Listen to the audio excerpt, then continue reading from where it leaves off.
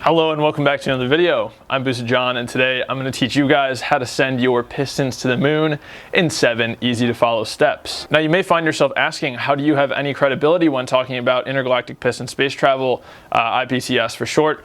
Well, I've only been building turbo cars for about 2-ish years, and I've already demolished 6 whole pistons, so I might not be able to speak on how to make power, but I definitely know how to blow up motors, and that's what we're gonna figure out today. If you learned something new today and or find this video educational, please consider clicking that like button and clicking that subscribe button, as it'll help me get to my subscriber goal of 50,000 subscribers before the end of 2021. With that said, thank you for being here. Let's crack straight into step number 1.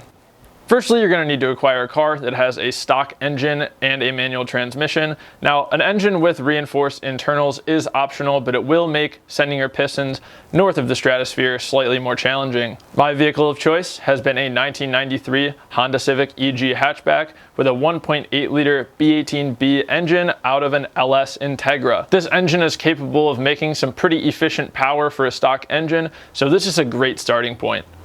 Now that you have your IPST vessel, you're going to need to prep the engine bay for space flight. The first step is going to be removing anything that you're not going to need with the new turbo kit that you're going to be installing. If you're starting with a completely stock engine bay, you're going to need to start by removing the exhaust manifold or header, your AC compressor, and your power steering pump. Those are probably going to go unless you can find a turbo manifold that accommodates those things. But if we're going for space flight, we're looking for efficiency, and we're not going to be needing those. In my particular case, I was already running a turbo kit, so I just began by uninstalling the old subpar turbo kit. This one wasn't really enough juice to accomplish our goal here today, so we're going to be replacing it throughout this tutorial.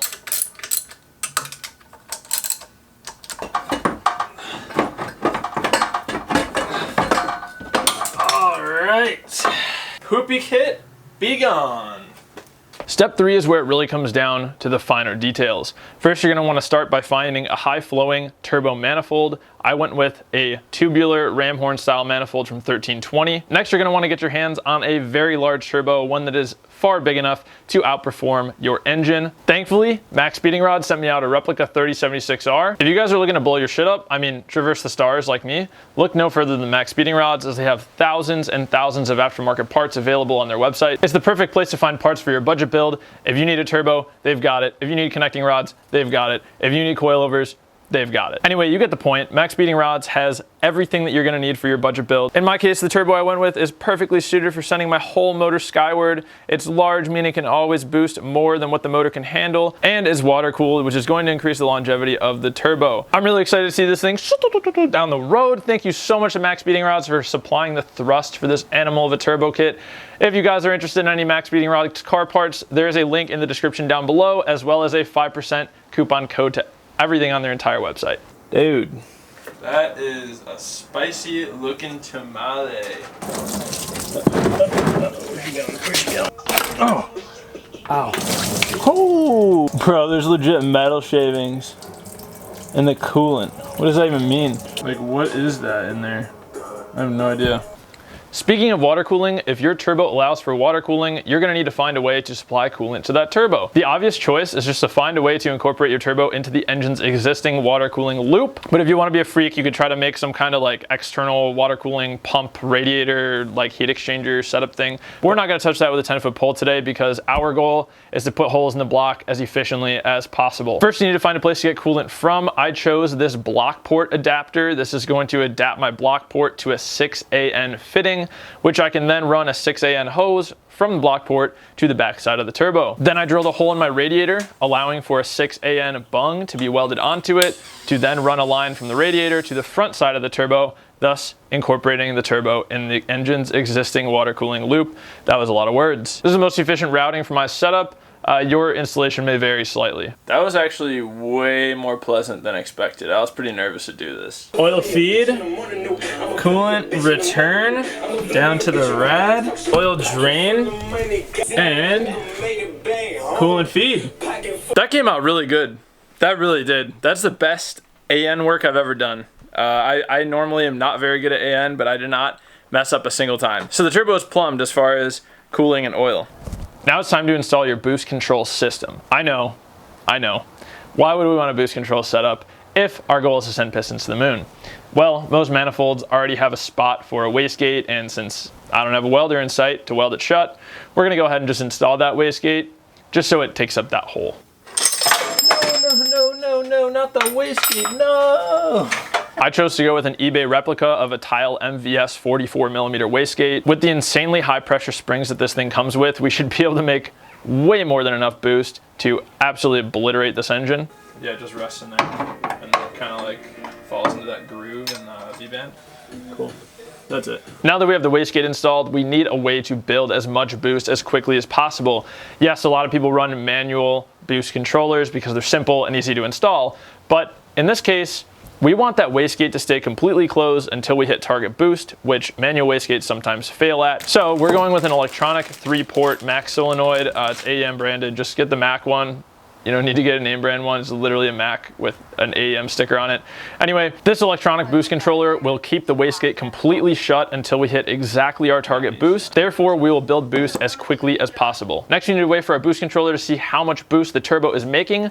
So I went ahead and drilled and tapped my turbo compressor.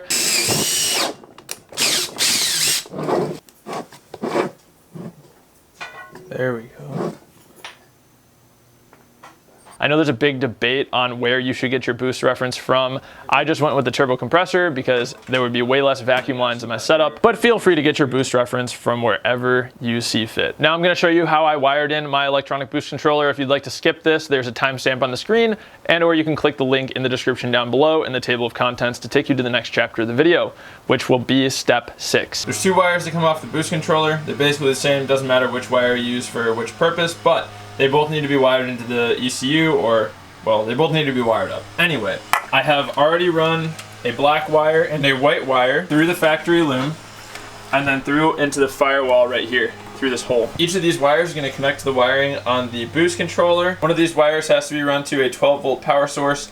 I chose the white wire for the 12-volt power, and the other wire needs to be run to pin A11 on your ECU harness. If we go through the firewall, down through the center console, I've already done the part of running the wires through, so here are black and white wires. You can see those came through the firewall. They run to the ECU wiring. I have spliced in the white wire to 12-volt power right here, and the black wire is being run to A11 on the ECU plugs. So we have plug A, B, and C. Here's plug A.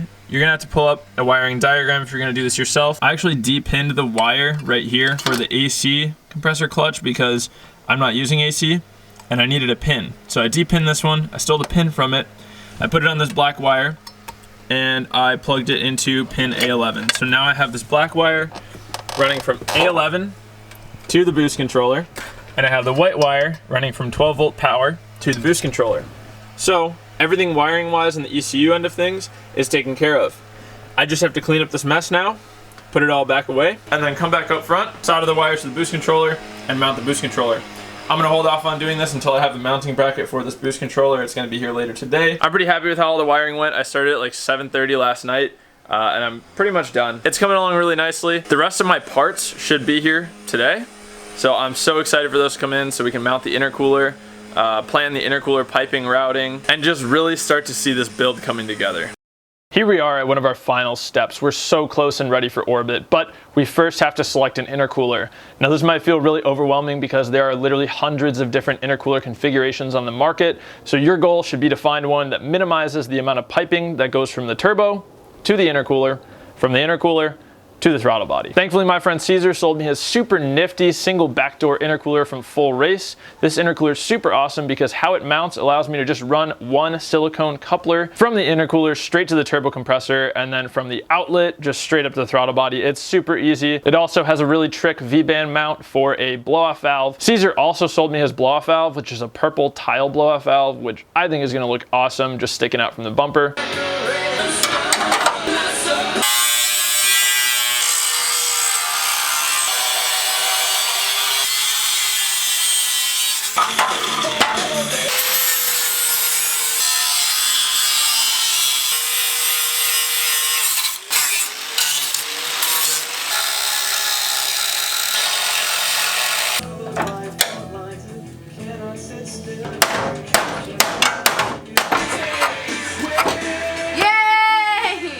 Dude, right there. Damn, dude, that fits good. That's a beauty. That was your first hole. Now we do a bigger drill bit. So let's do like this one. Oh, you're saying you need a bigger hole? Well, the bolt's gotta go through there.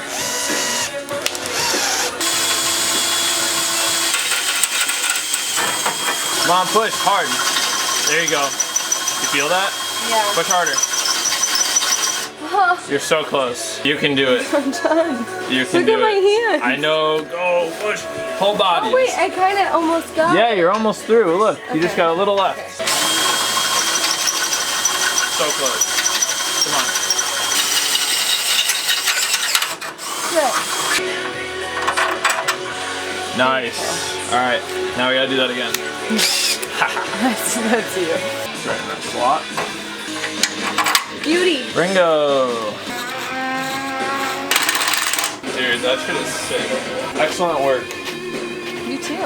Thanks again, Caesar. And yes, this intercooler and blow-off valve setup is expensive, but no expense shall be spared in the interest of intergalactic piston space travel, IPST for short. I mounted this intercooler by cutting away most of my front crash bar and then drilling some holes in it with my girlfriend Kearney. Thank you so much, Kern Dog. I think the intercooler sits perfectly and looks super awesome.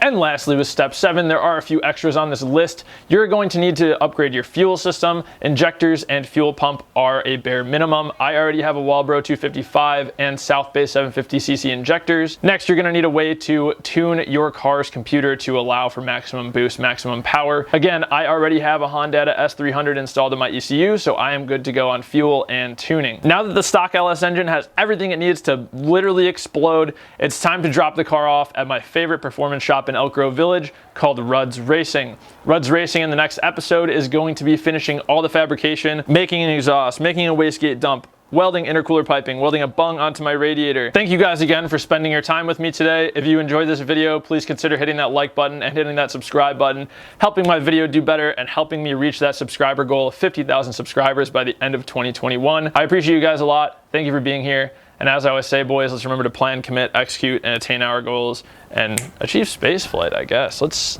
freaking do it. I'll see you guys in the next episode at Rudd's Racing. This is gonna be a fun one. Dude, I look like a marshmallow astronaut.